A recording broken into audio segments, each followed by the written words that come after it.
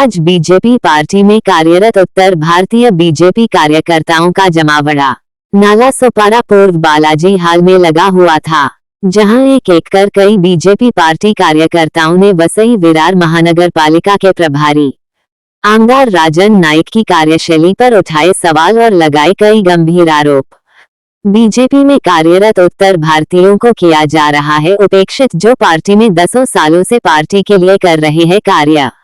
उन्हें पार्षद टिकट देने में की जा रही है आनाकानी, बाहर से आए हुए लोगों को दी जा रही है वरीयता। आइए सुनते हैं प्रेस कॉन्फ्रेंस करते हुए एडवोकेट नेहा दुबे ने क्या लगाया आरोप। पहले ही कहा कि सबसे पहले तो आज ये प्रेस कॉन्फ्रेंस लेने का मोटो ये है कि मीडिया के माध्यम से ये मैसेज कि हमने विरोध किया है, पार्टी श्रेष्ठ तक जाता है। और हमारी ये इच्छा है, पांडे जी पता नहीं, मेरी ये इच्छा है कि आपके माध्यम से, आप सभी मीडिया के भाई बहनों के माध्यम से ये जो हमारा विरोध है, जो मेरा विरोध है, हमारे पार्टी श्रेष्ठ तक जाए, ना कि सिर्फ महाराष्ट्र तक। महाराष्ट्र के पार्टी श्रेष्ठ तक जाए, यूपी के पार्टी श्रेष्ठ तक जाए, दिल्ली के पार्टी श्रेष्ठ तक जाए। और रही बात, पांडे जी ने बोला मैं शांत रहूंगा, मैंने जय श्री राम का नारा लगवाते हुए ये कहा कि नोटा दबाएंगे पर पीलिया नहीं फैलाएंगे। जैसे कि आपने कहा पीलिया नहीं फैलाएंगे, पांडे जी ने कहा कि हम विरोध नहीं करेंगे, मतलब जो भी अगर हमारे हित में नहीं आता, आपका जो सीटों की मांग है वो अगर पूरी नहीं होती तो हम पीलिया नहीं दबाएंगे, नोटा दबाएंगे। पर यही कई उत्तर भारतीय है जो बहुजन विकास आघाड़ी में प्रवेश कर चुके हैं भारतीय जनता पार्टी से नाराज होकर, तो उस पर आप क्या कहेंगे? मैंने पहले ही कहा कि जो हमारी बहन भारतीय जनता पार्टी छोड़ के बहुजन में गई है, तो मैंने यही कहा कि भाषण में ही कहा था कि आप लोगों के माध्यम से हमारे पार्टी श्रेष्ठ ने ये चीज करना चाहिए कि उनको रिक्वेस्ट करके उनको वापस बुलाना चाहिए, क्योंकि वो हमसे हमारी जो कमेटी है, वसई विरार की जो बीजेपी की कमेटी है, उससे नाराज होके गई है। और वो हमारे भारतीय जनता पार्टी में काफी पुरानी थी, तो मुझे मेरे से भी जुड़ी थी।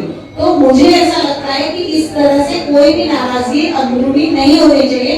और सबसे बड़ी बात, वो पार्टी किसी में भी गई हो, वो हमारे उत्तर भारतीय बहन है, तो उसे वापस लाना चाहिए। नाराजगी भी समझ में आ रही है, उनकी नाराजगी भी समझ में आ रही है, पर आप दोनों के डिसीजन समझ में नहीं आ रहे। मैंने वो स्वतंत्र है उनके डिसीजन को लेके, उत्तर भारतीयों का साथ यही है कि जो डिसीजन लेना है सबने मिलकर डिसीजन लेना है। मैंने यही कहा, इन्होंने 25 सीट का कहा, मैंने कहा आप जितनी भी सीट दीजिए उत्तर भारतीयों की, खाली आप ये मत करिए, क्योंकि हम भारतीय जनता पार्टी के विरोध, मतलब जो यहाँ की जो भारतीय जनता पार्टी है वसई विरार के, उनके डिसीजन से खुश नहीं है।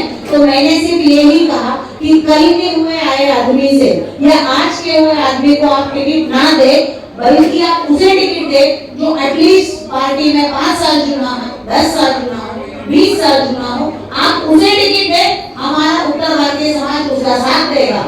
दीदी एक बात है कि उत्तर भारतीय समाज के लिए इस स्थिति का निर्माण हो, इसके लिए जिम्मेदार किसको मानते हैं? मैं इसके लिए जिम्मेदार सबसे पहले तो हमारे समाज को ठहराऊंगी। क्यों हमने हमारे समाज को इस तरह से रखा है कि कोई भी आए दिन आके हमको मार के चला जाता है। हमारे पास कोई ऐसा सक्षम नेतृत्व नहीं है कि हमारे लोग मार खा रहे हैं, हमारे लोग लाफा खा रहे हैं, व्यवसाय तोड़ दिया जा रहा है, उनका सब कुछ किया जा रहा है, पर हमारे पास नेतृत्व नहीं है। उत्तर भारतीयों का नेतृत्व बराबर नहीं हो रहा है, तो एक सही नेतृत्व होना चाहिए। अगर वो चीज हुआ तो हम उत्तर भारतीयों सक्षम तरीके से खड़े होंगे।